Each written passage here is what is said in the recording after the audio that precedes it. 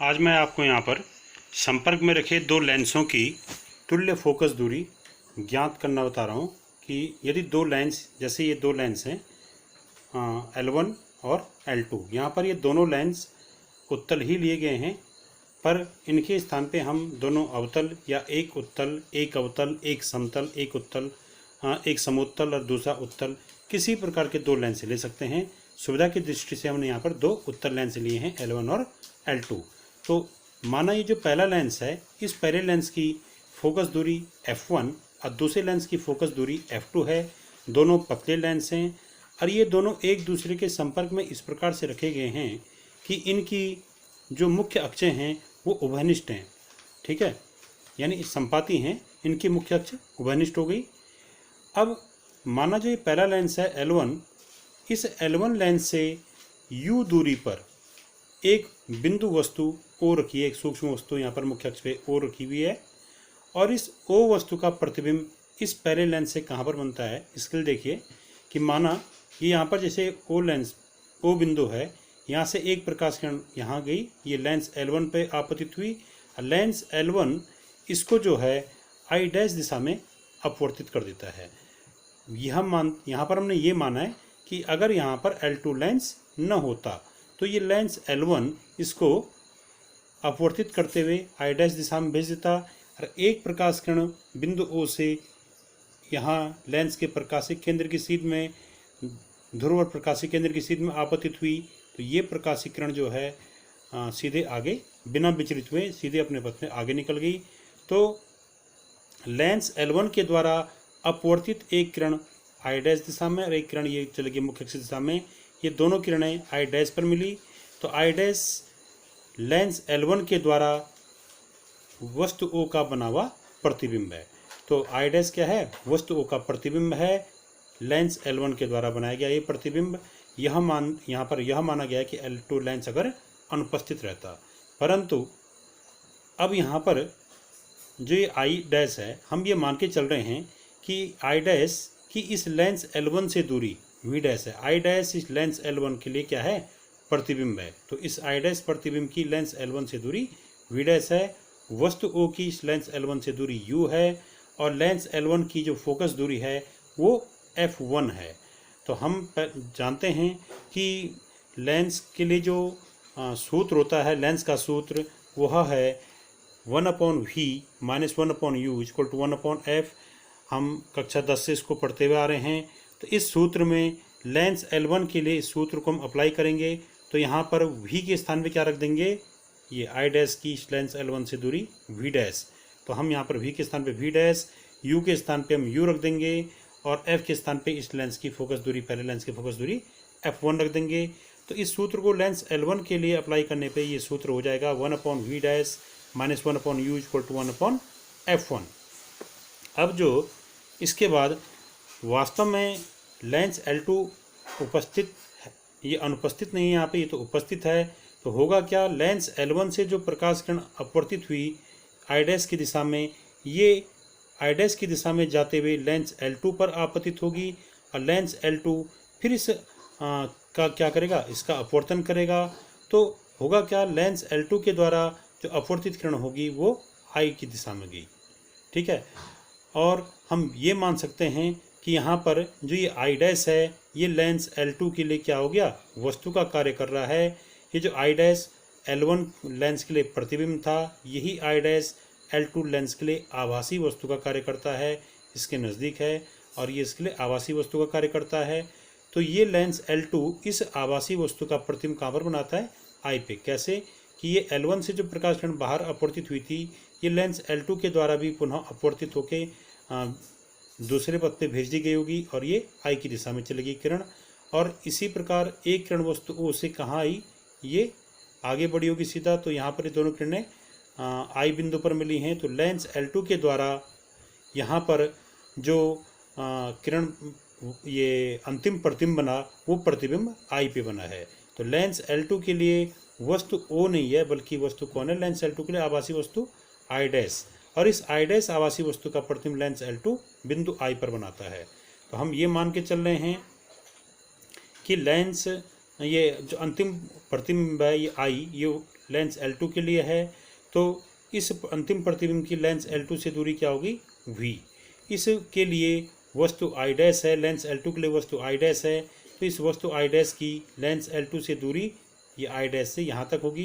तो I dash से यहाँ तक मानो, चाहे I डैश से ये यहाँ तक की दूरी मानो, तो आभासी वस्तु I डैश की लेंस L2 से दूरी हम v डैश ले सकते हैं।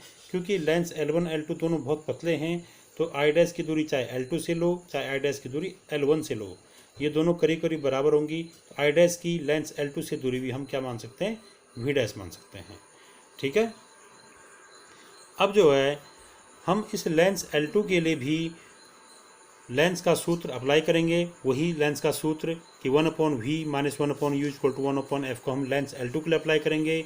अंतर सिर्फ इतना होगा कि u के स्थान पे हम क्या, u मतलब वस्तु की लेंस से दूरी, तो इस लेंस L2 के लिए वस्तु होगी I डैश, इसकी यहाँ से दूरी क्या हो जाएगी, v डैश। तो लेंस इसके लिए u के स्थान पे क्या रख देंगे, v डैश, और ये v यानी प्रतिबिंब की लेंस से दूरी, तो इस लेंस L2 के लिए प्रतिबिंब है I, तो इस I की दूरी हमने लेंस L2 से क्या मान रखी है, v मान रखी है। तो v के स्थान पे v रख देंगे, u के स्थान पे क्या रख देंगे, v डैश रख देंगे लेंस L2 के लिए। और f के लिए, f के स्थान पे क्या रखेंगे, लेंस L2 के लिए जो f होगा फोकस दूरी वो क्या है, f2 है, तो f के स्थान पे f2 रख देंगे। तो लेंस के सूत्र को हम लेंस L2 पे जब अप्लाई करेंगे तो ये सूत्र हमको इस प्रकार से प्राप्त होगा, 1/v minus 1/v dash equal to 1/f। v के स्थान पे v रहा, u के स्थान पे v डैश आ गया, f के स्थान पे क्या आ गया, f2 आ गया। तो लेंस L2 के लिए इसी सूत्र को अप्लाई करने पे हमारे पास आ जाएगा 1/v minus 1/v dash equal to 1/f2। तो ये पहला वाला समीकरण नंबर 1 माना, दूसरा वाला समीकरण नंबर 2 माना। इन दोनों समीकरणों को अगर हम जोड़ दें तो जोड़ने पे हमारे पास क्या आ जाएगा, 1/ बायां पक्ष, एक बायां यहाँ का बायां पक्ष यहाँ के बाएं पक्ष में जोड़ेंगे, यहाँ का दाएं पक्ष यहाँ के दाएं पक्ष में जोड़ेंगे, तो हम ये देखते हैं 1/v डैश और ये माइनस 1/v डैश, ये दोनों समान है और विपरीत चिन्ह वाले कैंसिल हो जाएंगे। हमारे पास क्या रहेगा बाईं साइड, 1/v माइनस 1/u, ये पोर्शन कैंसिल हो जाएगा। ठीक है, तो हमारे पास रहेगा बाईं साइड इन दोनों समीकरणों को जोड़ने पे 1/v minus 1/u equal to क्या हो जाएगा, 1/f1 प्लस 1/f2। तो इन दोनों समीकरणों को जोड़ने पे फाइनल रिजल्ट क्या है हमारे पास, 1/v minus 1/u equal to 1/f1 plus 1/f2। इसके बाद ये आ गया 1/v minus 1/u equal to 1/f1 plus 1/f2।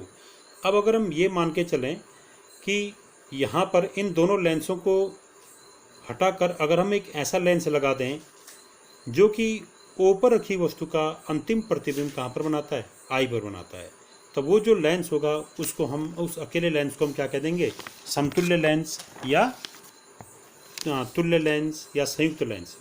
कहने का अर्थ है कि जैसे दो लेंस हैं, इन दोनों लेंसों के स्थान पर यदि हम एक ऐसा लेंस ले लें, अकेला लेंस लें कि वो लेंस इस O वस्तु का प्रतिबिंब कहाँ पर बनाए, I पे बनाए, तो वो जो लेंस होगा वो इन दोनों लेंसों का समतुल्य लेंस कहलाएगा, वो अकेला लेंस, या इन दोनों लेंसों का संयुक्त लेंस कहलाएगा।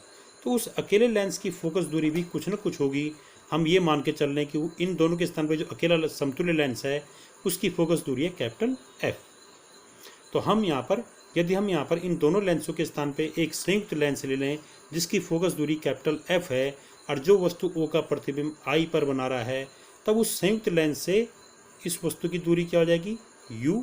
ठीक है, हम ये मान सकते हैं कि ये है वो लेंस, ये आ गया। ठीक है, यहाँ से ये उसका प्रथम पृष्ठ हो गया, ये उसका द्वितीय पृष्ठ हो गया, ये मान के चले अगर हम। ठीक है, तो तब इस लेंस से वस्तु की दूरी U और प्रतिबिंब की दूरी V मानी जा सकती है। तो संयुक्त लेंस से वस्तु की दूरी U और प्रतिबिंब की दूरी V रखने पर संयुक्त लेंस के लिए, और उसकी फोकस दूरी क्या लेंगे हम, संयुक्त लेंस की फोकस दूरी कुछ मान लेंगे, हम कैपिटल F मान के चल रहे हैं। तो यदि हम यहाँ पर एक संयुक्त लेंस ले लें जिसकी फोकस दूरी कैपिटल F है, तो उसके लिए भी लेंस का सूत्र यदि हम अप्लाई करें तो लेंस का सूत्र आएगा 1/v। संयुक्त लेंस के लिए लेंस का सूत्र हो जाएगा 1/v minus 1/u equal to 1/F। अब ये देखिए, इसको हम समीकरण नंबर 4 मान रहे हैं, जो ये पहले समीकरण प्राप्त हुई थी 1 और 2 को जोड़ने पे, उसको हमने समीकरण नंबर 3 माना है। तो यदि हम समीकरण नंबर 3 और समीकरण नंबर 4 को जोड़ दें, समीकरण नंबर 3 कैसा है थी, समीकरण नंबर 1 और 2 को जोड़ने पे। ठीक है, तो इन समीकरण नंबर 3 और समीकरण नंबर 4 की अगर हम तुलना करें, तो समीकरण नंबर 3 और 4 की तुलना करने पर हम ये देखते हैं कि इन दोनों समीकरणों के बाएं पक्ष आपस में बराबर हैं, तो इनके दाएं पक्ष भी क्या होंगे, आपस में बराबर होंगे। देखिए यहाँ पर 1/v माइनस 1/u का वैल्यू है 1/f, और इधर 1/v माइनस उसी 1/v माइनस 1/u की वैल्यू क्या 1/f1 प्लस 1/f2। तो जब यानी इन दोनों समीकरणों के बाएं पक्ष आपस में बराबर, तो इनके दाएं पक्ष भी बराबर होंगे। अतः हम लिख सकते हैं इन दोनों समीकरण नंबर 3, 4 की तुलना करने पर हम ये लिख सकते हैं कि 1/f equals to 1/f1 plus 1/f2। तो ये जो 1/f equal to 1 equals to 1/f1 plus 1/f2 आया, इसको अगर हम सॉल्व करें तो यहाँ उल्टा करके f हो जाएगा और यहाँ सॉल्व करके आ जाएगा। पहले इनको हम जोड़ेंगे तो ये क्या आएगा अंश में f1 plus f2 upon f1 f2, तब उसका उल्टा किया तो ये आ जाएगा फाइनली सॉल्व करने पे capital F equals to f1 f2 upon f1 plus f2। तो ये कैपिटल F क्या कहलाएगा, ये कहलाएगा संयुक्त लेंस की फोकस दूरी। संयुक्त लेंस मतलब वो दोनों लेंसों के स्थान पर जो एक नया लेंस अगर हम मान रहे हैं, तो उस नई लेंस की, समतुल्य लेंस की या संयुक्त लेंस की फोकस दूरी का सूत्र क्या हो गया, संयुक्त लेंस की फोकस दूरी कैपिटल F बराबर हो गया f1 plus f2 upon f1 plus f2। यानी पहले लेंस की फोकस दूरी इंटू दूसरे लेंस की फोकस दूरी बटे पहले लेंस की फोकस दूरी धन दूसरे लेंस की फोकस दूरी। जब भी हम इस सूत्र में हम ये ना सोचें कि यहाँ पर हमेशा उत्तल लेंस ही ले गए होंगे, इनके स्थान पे, उत्तल के स्थान पे दोनों अवतल भी हो सकते हैं, या एक उत्तल या दूसरा अवतल लेंस भी हो सकता है। तो यदि हम ये मान के चलें कि एक उत्तल है और एक अवतल है, पहला लेंस L1 उत्तल है, दूसरा लेंस L2 अवतल है, तो लेंस L1 अगर उत्तल हो तो उसके लिए f1 क्या होगा, पॉजिटिव। लेंस L2 अगर अवतल हो तो उसके लिए f2 क्या होगा, नेगेटिव, क्योंकि अवतल लेंस की फोकस दूरी नेगेटिव होती है और उत्तल लेंस की फोकस दूरी पॉजिटिव होती है। तो उत्तल लेंस के लिए फोकस दूरी f1 धनात्मक लेंगे और अवतल लेंस के लिए फोकस दूरी क्या लेंगे, ऋणात्मक लेंगे। ठीक है। अब एक विशेष केस ले रहा हूँ मैं कि यदि एक उत्तल और एक अवतल लेंस लिया हमने, जैसे यहाँ पर ये लेंस अगर हमने उत्तल ले लिया, दूसरा लेंस क्या ले लिया, अवतल ले लिया, माना इस प्रकार की स्थिति कर दी, जैसे यहाँ पे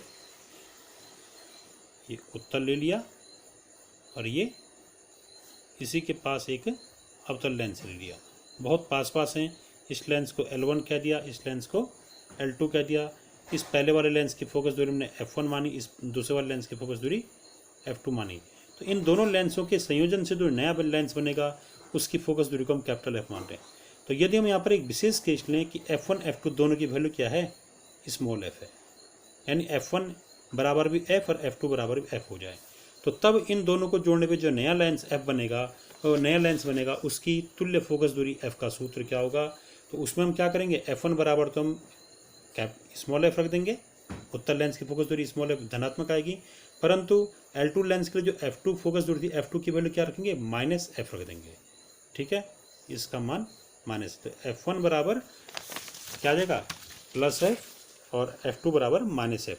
तो यदि समान फोकस दूरी f वाले उत्तल और अवतल लेंसों का संयोजन हम कर दें, जोड़ दें, यहाँ पर दो लेंस हैं, एक उत्तल एक अवतल, दोनों की फोकस दूरी f है, तो यदि उनको हम जोड़ दें और जोड़ के एक नया लेंस बनाएं, तो उस नए लेंस की फोकस दूरी कैपिटल F कैसे निकालेंगे, उसके लिए हम क्या करेंगे, उत्तल लेंस की फोकस दूरी f1 को हम f रख देंगे प्लस f, और अवतल लेंस की फोकस दूरी f2 को माइनस f रख देंगे, और दोनों की तब जोड़ने पर जो नई लेंस बना, नया लेंस बना, उसकी तुल्य फोकस दूरी कैपिटल F बराबर क्या होगा, सूत्र ये रहेगा f1 f2 upon f1 plus f2, पर f1 को हम क्या लिख देंगे f और f2 को क्या लिख देंगे माइनस f। तो ये हो जाएगा f into minus f upon f1 के पे फिर f, फिर प्लस के स्थान पे प्लस और f2 के स्थान पे माइनस f। तो यहाँ देखिए f इंटू माइनस f, तो माइनस f स्क्वायर हो गया, पर अपॉन में क्या आ गया, ये प्लस माइनस इंटू के में यहाँ पर माइनस आ जाएगा, तो ये हो जाएगा f माइनस f। तो f माइनस f क्या हो जाएगा, जीरो। तो ये कैपिटल F बराबर आ गया minus f square upon zero, zero हर में, तो यानी इस भिन्न की वैल्यू क्या आ जाएगी, अनंत आ जाएगी। तो कैपिटल F बराबर अनंत, अर्थात समान फोकस दूरी के अगर अब एक उत्तल और एक अवतल लेंस का संयोजन किया जाए, तो संयोजन से प्राप्त जो लेंस होगा उसकी तुल्य फोकस दूरी क्या होगी, वो होगी f बराबर अनंत। तो अनंत फोकस दूरी किसकी होती है, समतल कांच की प्लेट की। तो इसका अर्थ है कि समान फोकस दूरी वाले उत्तल और अवतल लेंस को जोड़कर अगर एक नया लेंस बनाया जाए, तो वो नया लेंस जो है अनंत फोकस दूरी वाला होगा, अर्थात वो नया लेंस एक समतल कांच की प्लेट की भांति कार्य करेगा। अब देखिए इसमें अब मैं कुछ आंकिक प्रश्न करा रहा हूँ आपको, जो कि पिछला जो आपको सूत्र बताया था मैंने कि पतले लेंस के लिए अपवर्तन का सूत्र, उससे मैंने फोकस दूरी का सूत्र निकाला था कि 1/f equals to 1 n2 - 1 into 1/R1 minus 1/R2। इस सूत्र पर मैं कुछ क्वेश्चन करा रहा हूँ। तो देखिए इसको, एक क्वेश्चन है कि किसी कांच के उभयोत्तल लेंस के पृष्ठों की वक्रता त्रिज्याएं क्रमशः 20 सेंटीमीटर और 30 सेंटीमीटर है। कांच का अपवर्तनांक 1.5 है। लेंस की फोकस दूरी ज्ञात करो। तो यहाँ पर हमने एक उभयोत्तल लेंस माना।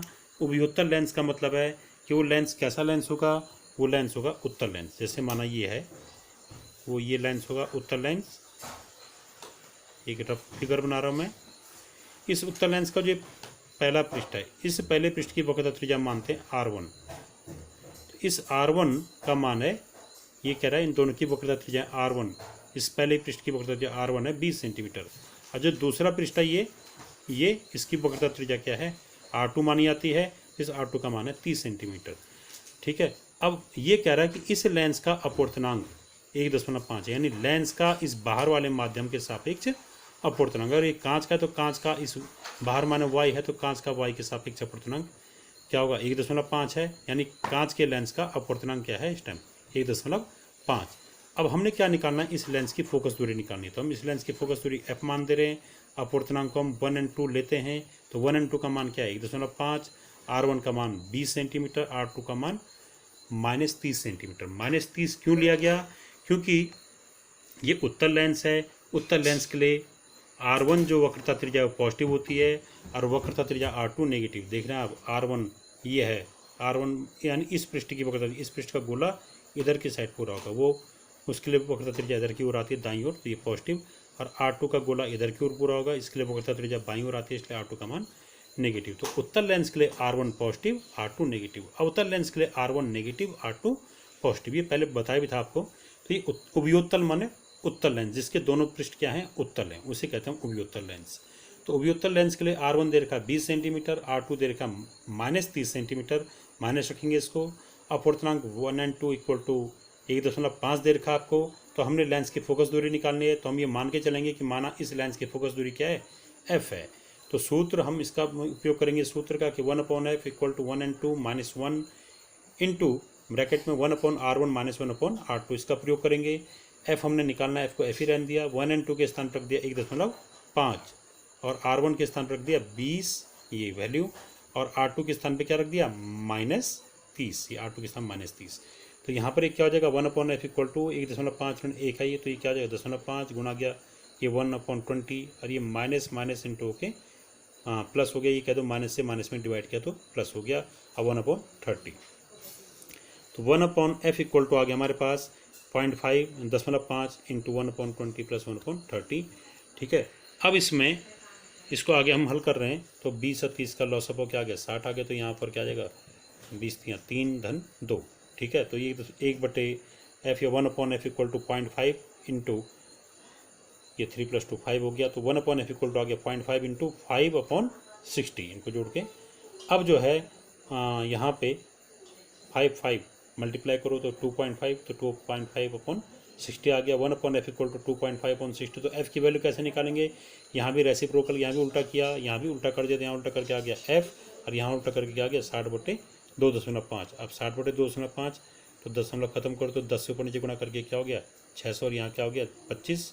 ठीक है। दशमलव के बाद एक अंक है ना, तो अगर हम दशमलव हटा दें तो यहाँ 1 0 बढ़ जाएगा।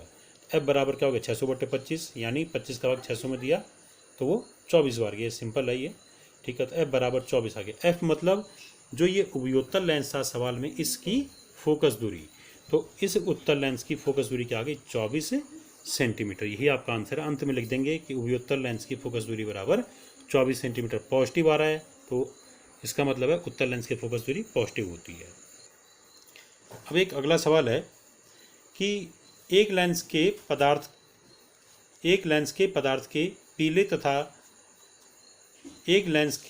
पीले तथा लाल रंगों के प्रकाश के लिए अपवर्तनांक क्रमशः 1.54 और 1.51 है। यानी कोई लेंस है, उस लेंस पे अगर हम पीले रंग की प्रकाश किरण डालें, जब लेंस पे पीले रंग की प्रकाश किरण डाल लें तो लेंस का अपवर्तनांक क्या आ रहा है 1.54, और जब उसी लेंस पे लाल रंग का प्रकाश डाल लें तो उसका अपवर्तनांक आ रहा है 1.51। ये इसका मतलब हो गया। यानी अलग अलग रंग के प्रकाश डालने पे लेंस का अपवर्तनांक भी अलग अलग हो रहा है। ठीक है। अब आगे पीले रंग के प्रकाश के लिए लेंस की फोकस दूरी 30 सेंटीमीटर है। लाल रंग के प्रकाश के लिए लेंस की फोकस दूरी क्या होगी? यानी जब लेंस पर पीले रंग का प्रकाश डाला तो लेंस का अपवर्तनांक आया पीले रंग के लिए 1.54 और उस समय पीले रंग के प्रकाश को डालने पर लेंस की फोकस दूरी कितनी निकली? 30 सेंटीमीटर। अब क्वेश्चन ये है कि अगर उसी लेंस पे लाल रंग का प्रकाश डालें तो तब उसकी फोकस दूरी क्या होगी, जबकि लाल रंग के प्रकाश को डालने पे लेंस की का अपवर्तनांक क्या है? 1.54। तो आपको मैंने पहले पढ़ाया था, जिस रंग की प्रकाश किरण के लिए तरंग दैर्घ्य ज़्यादा होती है उसका अपवर्तनांक, उसके लिए लेंस का अपवर्तनांक क्या होता है? कम होता है। हम जानते हैं लाल रंग की प्रकाश किरण का अपवर्तनांक क्या होता है? लाल रंग की प्रकाश किरण जो होती है उसकी तरंग दैर्घ्य होती है ज़्यादा, लाल रंग की तरंग दैर्घ्य सबसे ज़्यादा। ठीक है, जो 7 रंग की दृश्य प्रकाश में किरणें हैं उनमें लाल रंग की प्रकाश किरण की तरंग दैर्घ्य सबसे ज़्यादा होती है। इसलिए दृश्य प्रकाश के 7 रंगों में लाल रंग के प्रकाश के लिए लेंस के अपवर्तनांक क्या होगा? सबसे कम होगा। बैंगनी रंग के प्रकाश की तरंग दैर्घ्य सबसे कम होती है। ठीक है, उसके बैंगनी रंग के लिए प्रकाश तरंग दैर्घ्य सबसे कम है, तो बैंगनी रंग के प्रकाश के लिए लेंस का अपवर्तनांक क्या होगा? सबसे ज़्यादा होगा। ठीक है, अब पीले रंग का प्रकाश बीच में आता है, तो पीले रंग के प्रकाश के लिए जो तरंग दैर्घ्य है वो लाल से कम है। पीले रंग के प्रकाश की तरंग दैर्घ्य लाल से कम है, इसलिए पीले रंग के प्रकाश के लिए अपवर्तनांक क्या आएगा? ज़्यादा, और लाल रंग के लिए अपवर्तनांक क्या आएगा? कम आएगा। वही इस क्वेश्चन में दिख रहा है आपको। तो क्वेश्चन ये है कि पीले रंग के प्रकाश के लिए अपवर्तनांक लेंस का 1.54 है, लाल रंग के प्रकाश के लिए अपवर्तनांक 1.51 है। पीले रंग के प्रकाश को लेंस पर डालने पर उस लेंस की फोकस दूरी 30 सेंटीमीटर है, तो लाल रंग के प्रकाश को लेंस पर डालने के लिए उसकी फोकस दूरी क्या होगी? तो इसके लिए हम ये मान के चलेंगे कि माना पीले और जो लाल रंग है उनके लिए लेंस के अपवर्तनांक क्या हैं? NY और NR। ठीक है, NY मतलब येलो रंग के लिए, पीले रंग के लिए अपवर्तनांक। तो पीले रंग के लिए लेंस का अपवर्तनांक NY क्या दे रखा है? 1.54 दे रखा है। NR मतलब लाल रंग के प्रकाश के लिए लेंस का अपवर्तनांक, वो क्या दे रखा है? 1.51 से दिया है, वो मान नोट किए। फिर उसके बाद हम ये दे रखा है कि पीले रंग के लिए लेंस की फोकस दूरी 30 सेंटीमीटर। हम ये मान के चलेंगे कि माना पीले रंग के प्रकाश की लेंस की फोकस दूरी क्या है? FY है। FY मतलब येलो रंग के लिए लेंस की फोकस दूरी, वो क्या है? 30 सेंटीमीटर, पॉजिटिव में रखेंगे। और लाल रंग के प्रकाश की लेंस की फोकस दूरी FR मान रहे हैं। ठीक है, FR मतलब रेड रंग के कलर की लाइट के लिए लेंस की फोकस दूरी FR, ये हमने ज्ञात करना है। अब हम इस सूत्र का उपयोग करेंगे 1/f = 1 × 2 - 1 × 1/r1 - 1/r2। ध्यान रहे, लेंस पर किसी भी रंग की प्रकाश किरण पड़े, लेंस की वक्रता त्रिज्याओं पे कोई फर्क नहीं पड़ेगा। वक्रता त्रिज्याएं हर रंग की प्रकाश किरण के लिए R1 R2 ही रहेंगी। ठीक है, तो हम पहले पीले रंग के प्रकाश किरण के लिए इस सूत्र का उपयोग कर रहे हैं। तो पीले रंग के प्रकाश किरण के लिए सूत्र क्या हो जाएगा? 1/f के जगह FY हो जाएगा, n के पे ये 1 × 2 के पे क्या रख देंगे? NY। यहाँ पर आप देख रहे होंगे यहाँ पर कुछ नहीं लिखा, तो यहाँ पर हम 1 मान सकते हैं। यानी पहला माध्यम जो येलो रंग के प्रकाश के लिए होगा वही लाल रंग के प्रकाश के लिए भी क्या होगा? पहला माध्यम होगा। ठीक है, तो यहाँ पर 1 लिखो ना लिखो कोई फर्क नहीं पड़ता। तो पीले रंग के प्रकाश के लिए सूत्र हो जाएगा 1/FY = 1 और 2 के स्थान पे NY रख दिया। ठीक है, R1 R2 ऐसे उतारा जाएगा। तो 1/FY = NY - 1 × 1/R1 - 1/R2। पुनः इसी सूत्र को हम लाल रंग के प्रकाश के लिए अप्लाई करेंगे। तो लाल रंग के प्रकाश के लिए क्या हो जाएगा? ये 1/FR = NR - 1 × 1/R1 - 1/R2। इस सूत्र से इसमें प्रयोग किया लाल रंग के लिए। तो लाल रंग के लिए F के पे क्या आ जाएगा? लाल रंग के लिए फोकस दूरी FR, 1 और 2 यानी अपवर्तनांक लाल रंग के लिए। तो अपवर्तनांक लाल रंग के लिए क्या है? NR। ये रख दिया, 1 और 2 के स्थान पे NR रख दिया लाल रंग के प्रकाश के लिए। इस वाले को हमने समीकरण नंबर 1 लिखा, इसको समीकरण नंबर 2 लिखा। अब समीकरण नंबर 1 में समीकरण नंबर 2 का भाग दिया, तो 1/f अब बट्टे 1/FR आ जाएगा, और यहाँ ये वाली पार्ट बट्टे ये वाला पार्ट। तो समीकरण नंबर 1 में समीकरण नंबर 2 का भाग देंगे तो क्या आएगा? ये पार्ट अपॉन ये पार्ट। तो ऐसा करने पे, इनको सॉल्व करने पे क्या आएगा? FR अंश में FY हर में। कैसे? ये पहला, दूसरा, तीसरा, चौथा। तो ये बट ये करने पे पहला गुणा गया चौथा अंश में आएगा, तो ये आएगा FR अंश में आ गया। हर में क्या आएगा? दूसरा गुणा गया तीसरा, तो FY आ जाएगा हर में। तो ये बटे ये करने पे क्या आ गया? FR बटे FY = ये पार्ट बटे ये पार्ट। तो ये पार्ट बटे ये पार्ट करने में क्या है? ये और ये कैंसिल हो जाएंगे, सेम है। तो क्या रहेगा यहाँ पे? NY - 1 बटे NR - 1। तो समीकरण नंबर 1 में समीकरण नंबर 2 का भाग देने पे क्या आ गया हमारे पास? फाइनली FR बटे FY = NY - 1 अपॉन NR - 1। अब FY का मान हम, FY मतलब पीले रंग के लिए फोकस दूरी, तो हमको दे रखी है पीले रंग के लिए फोकस दूरी, ये पीले प्रकाश के लिए फोकस दूरी क्या है 30 सेंटीमीटर। तो एफ वाई का मान हमने क्या रख दिया यहाँ पे 30 रख दिया। तो एफ आर का एफ आर रखा बट्टे 30 बराबर एन वाई येलो रंग के लिए अपूर्णांक 1.58 था, एन आर लाल रंग के लिए अपूर्णांक 1.51 था, वो हमने नोट करके यहाँ लिख दिए। तो यहाँ पर इसको एफ आर बट्टे 30 बराबर 1.54 माइनस 1 बट्टे 1.51 माइनस 1, तो यहाँ पर इसको हल करने पे जो हमारे पास फाइनली वैल्यू आएगी वो आएगी एफ आर बराबर 31.76 सेंटीमीटर। ठीक है, इसमें से घटा के 0.54 बटे 0.51 दोनों में दशमलव के बाद 2 अंक हैं तो वो दशमलव कैंसिल हो जाएगा, यह आएगा 54/51। ठीक है, तो यहाँ एफ आर की वैल्यू क्या आ गई, ये 30 इधर आ जाएगा इंटू में हर का यहाँ अंश में आ जाएगा, तो एफ आर बराबर आ गया 30 गुणा गया 54/51, तो हल करने पे आ गया एफ आर बराबर 31.76। एफ आर मतलब लाल रंग के प्रकाश के लिए लेंस की फोकस दूरी। तो लाल रंग के प्रकाश के लेंस की फोकस दूरी क्या है 31.76 सेंटीमीटर। इसी प्रकार के कुछ सवाल आप लोग भी कीजिए, इसमें आज नहीं आता तो उसे मैं बताऊंगा। ठीक है।